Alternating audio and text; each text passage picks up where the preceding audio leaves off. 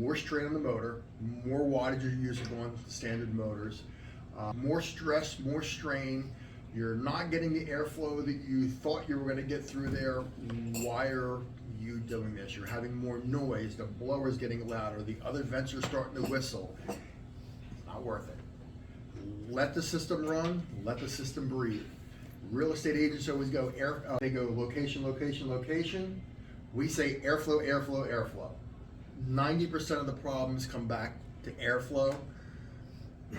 Other issues that come back, and I want to try to get to really quick, is refrigerant charge. This year, we're looking 20-25% increases for our electric usage. From, I know JCPL, you said we're getting a 20%. 20. Yep. PSE&G, you know what It was like 17. Yeah. they're getting 17%. Well, you know what? If your unit's not charged properly, the airflow is not right, your unit's running and running and running.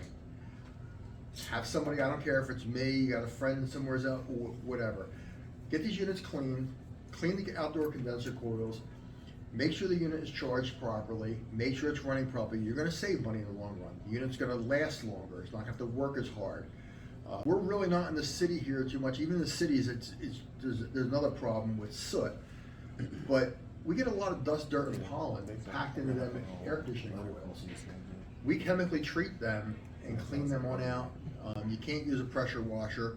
We have a foaming coil cleaner that goes in, pushes the foam out, it pushes all the dirt and debris out, and these units breathe easier. I could take an amp probe, which is a meter that we use to see how much electricity something's actually using, and we'll do a reading, and I'll see 22 amps on an air conditioner. Depending on what size it is, but 22 amps. Clean the condenser coils, boom, put the amp probe back on, 16 amps. Wow, 20-25% less electricity usage.